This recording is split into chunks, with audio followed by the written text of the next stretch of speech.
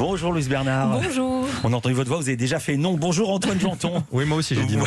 Je sais, encore même plus fort que Louise. Salut Philippe. Au sommaire de votre journal des médias. Samuel Etienne quitte Twitch provisoirement, un nouveau président pour la chaîne publique Sénat, une nouvelle plainte pour agression déposée par un journaliste et puis un formidable documentaire sur Simone de Beauvoir. Mais d'abord, les audiences avec vous Louise, qu'ont regardé les Français hier soir. TF1, la suite de Léo Mattei, comme la semaine dernière. C'était la suite de la saison 8. La moyenne des 2 épisodes inédits a attiré 5 360 000 téléspectateurs, 25% de part d'audience. Très très beau score. C'est mieux encore que le lancement la semaine dernière. C'est suffisamment rare pour être souligné. Ouais. Puis c'est le film d'M6 qui marche très bien, Le Chant du Loup, formidable film si je puis me permettre. Ouais. 3 800 000 téléspectateurs, 17,3% de part d'audience. Très très joli score aussi. Et donc le film de France 3, La Vache, s'en sort pas si mal finalement. 2 150 000 téléspectateurs, 9,3% de part d'audience. Et je vous donne quand même le score catastrophique de Vous avez la parole. 1 million seulement, 1 038 000 téléspectateurs, si on veut être exact, 4,5% de part d'audience. C'est tout simplement le pire score de l'émission depuis sa création il y a 2 saisons. Et je veux dire juste un tout petit mot sur l'épisode de Léo Mattei. On avait reçu Jean-Luc Reichmann ici et il nous avait fait porter notre attention sur ces épisodes-là parce que c'était avec des enfants handicapés. Il avait refusé que ce soit des enfants valides qui jouent les rôles d'enfants handicapés. Il y avait des séquences absolument très très émouvantes où on ne savait pas ce qui allait se passer. Culture Média.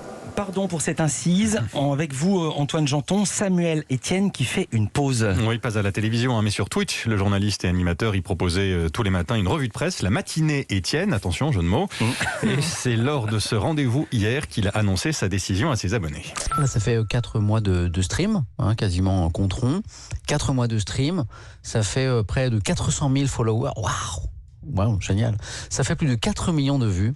Et ça fait 4 mois très intenses, ça a été génial, mais ça a été beaucoup de travail, en plus de mes 2 autres jobs, Question pour un champion, France Info, et de mon 3e qui est encore plus important que tout, c'est de m'occuper de mes petits loulous et de la vie de famille.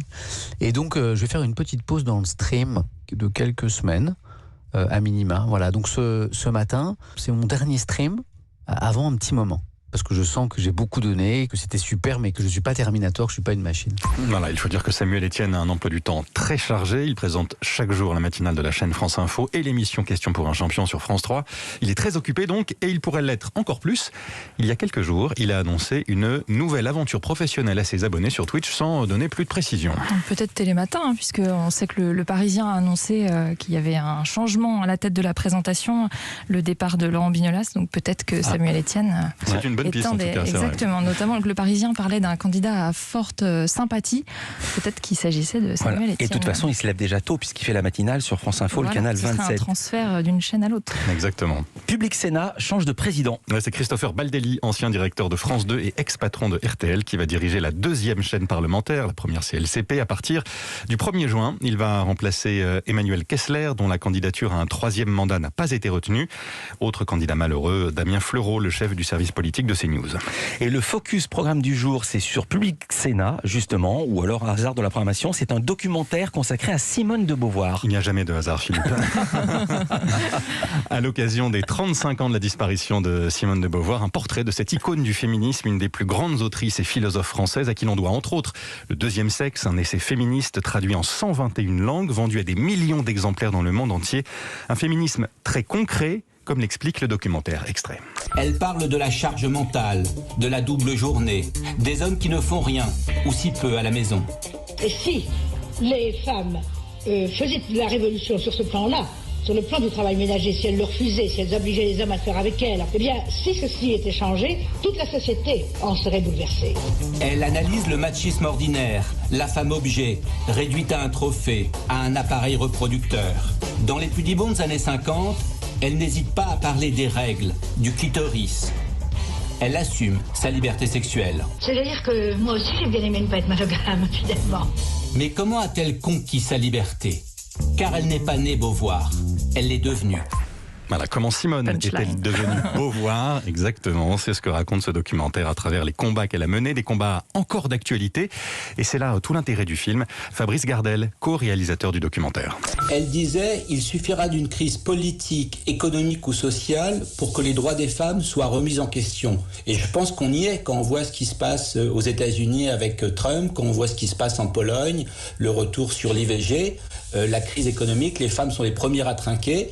Et je trouve qu'elle peut nous aider à vivre aujourd'hui, au moment où il faut se battre pour le droit des femmes. Et j'ai voulu la mettre en honneur. Et je suis très attentif au fait de montrer que les combats de Beauvoir sont des combats mondiaux. Elle peut aider les femmes en France, mais elle peut aussi aider les femmes dans le monde arabe ou aux États-Unis. Alors le documentaire retrace la vie de Simone de Beauvoir de manière chronologique, avec le regard de plusieurs femmes, dont Leila Slimani, Titiou Lecoq et Elisabeth Badinter, et aussi et surtout grâce à des archives où on découvre une Simone de Beauvoir bien différente de l'image qu'on peut avoir d'elle. On la prend souvent pour quelqu'un d'un peu sec et d'un peu dur. En fait, elle était quand même très rigolote, très humaine. C'était très important pour moi de montrer que Sartre, comme elle, étaient avant tout des gens très rigolos. Il faut arrêter de penser que les intellectuels sont des gens sinistres, enfermés dans une bibliothèque. Ils picolaient beaucoup, ils dansaient. Elle a couché avec des garçons et des filles. Et elle a eu une vie très drôle et très sympathique. Moi, mon ambition, c'est de raconter les intellectuels comme des rockstars. Et je pense que Beauvoir est une rockstar, comme Camus était une rockstar. Voilà, et pour accompagner cet esprit rockstar, le montage est très moderne, très pop, portrait d'une femme libre et inspirante. Donc samedi soir sur Public Sénat à 21h, samedi c'est demain. Beauvoir, l'aventure d'être soi de Fabrice Gardel et Mathias Wechsler. Dans l'actu média également, l'adoption définitive d'un texte dont on a beaucoup parlé à l'automne dernier. Il s'agit de la proposition de loi dite sécurité globale et plus particulièrement d'un de ses articles, l'article 24 qui pénalise la diffusion malveillante de l'image des forces de l'ordre. Article qui a été réécrit pour le faire sortir du droit de la presse, mais qui continue à susciter la colère des syndicats de journalistes. Le SNJ, par exemple, qui estime que ce texte va créer de l'autocensure dans les rédactions et empêcher les journalistes de faire leur travail. Il a annoncé son intention, avec d'autres organisations, de saisir le Conseil constitutionnel. Un syndicat agricole condamne le sabotage de la voiture de la journaliste Morgane Large. Oui, il s'agit de la section bretonne de la FNSEA, la Fédération nationale des syndicats d'exploitants agricoles. Elle a condamné hier ce qu'elle appelle les actes malveillants dont la journaliste a été victime. Cela dit, la FRSEA Bretagne affirme qu'elle n'en est pas responsable. Morgane Large avait affirmé avoir été désignée comme cible après qu'une photo d'elle avait été publiée sur le compte Twitter de l'organisation agricole. Morgane Large qui a porté plainte avec RSF, c'était mardi. Autre affaire, autre plainte en Isère. Oui, plainte déposée là encore par un journaliste d'un hebdomadaire local, le Mémo de l'Isère. Il affirme avoir été agressé par un agriculteur alors qu'il était en reportage.